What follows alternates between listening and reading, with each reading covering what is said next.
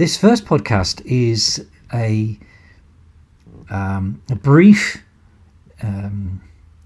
tribute, really, on my part, to one of the co-sponsors of this production. It's First Light Theatre, and Copernicana CIC. Copernicana is an amazing organisation based here in Stratford that celebrates the lives of the Polish community in all its forms, artistically, educationally. And we're going to hear from three of my friends from Copernicana in a moment in this first episode.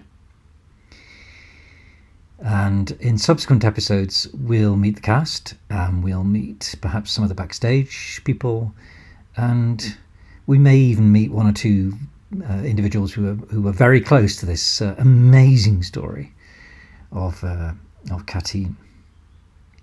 So I think that's all for now. Without further ado, may I introduce Magda and Małgosia and Monica. And we were together at the RSC kindly loaned us a nice little space above the other place to do the recording. Just felt right to be in a place of great theatrical significance to record this opening piece. And if you have been, thank you for watching, and lots more to come.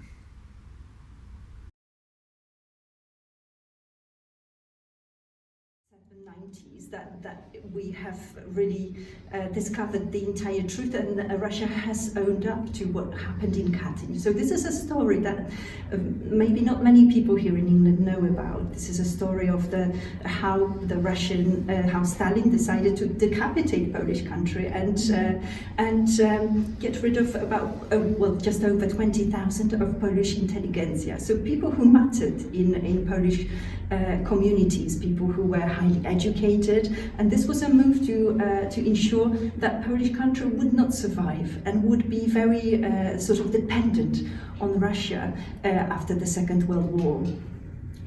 And can I ask how important the Katyń story is in Poland to Polish people? It's very important. I think that Katyń is a very sad and very shocking part of our history, and I think that it's very important to teach next generation about it. They shouldn't forget about it. Even in Polska Today school, I learned my A-level students about this story, this very sad story, and they're shocked. How it could happen.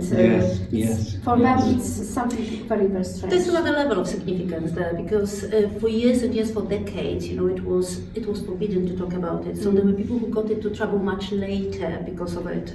Quite often into big trouble, or other times it was simply not welcomed to have this discussion. So I think it was going for decades, unlike Holocaust, which was quite, openly discussed with different views, of course. But this is a different, layer of the story that from up until late 80s, it was this kind of, secret forbidden subject. On the other hand, even more readily discussed, in certain. And one of our actors, Anya, was telling us that gosh, I won't come so close to you as I don't want to put you off the project. But that even her teacher, Batia is playing my wife in the play, funnily enough. But she was telling us that her teacher couldn't teach about Katyń. Yes. During the communist era. Yes. At all. It was not in books. Some teachers did it, getting into trouble. Some teachers did not getting into trouble, I have to say, because it was, it was probably more complex than now we believe it was. But generally, it was not in books. It was not in text. Those texts were written, revised, school books after '89. So, but it's also another element of it, that it's story universally about hate, about something what's happening now, and I think that's why bringing it to life now has got another from the same part of the world, the inclusion. So maybe that would be something people. Let's finish with that. People may say, why are we? English people might say, why are we doing this now? So what is it has relevance to us now, doesn't it, with Russia's aggression? There's such a strong relevance right now. So the events that we have been witnessing in Bucha, in other Ukrainian towns, are a repetition of what happened to the Polish nation, to what happened in Katyń, and And those methods are fairly similar to what the Russians did to the Poles during 1940s.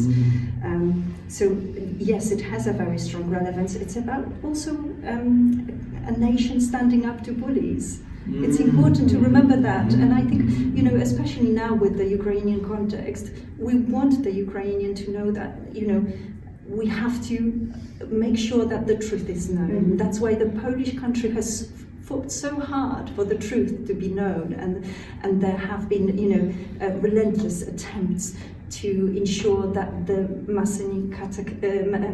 Katyń massacre has not been forgotten and has been dealt with using, you know, lawful democratic ways.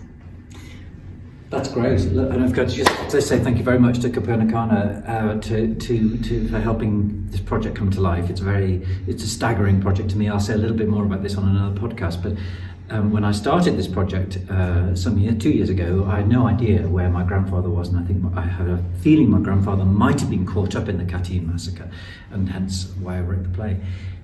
We have found my grandfather since where he almost certainly did die, and as a result of the project. So my heart for Copernicana is bursting with gratitude, and I'll finish there.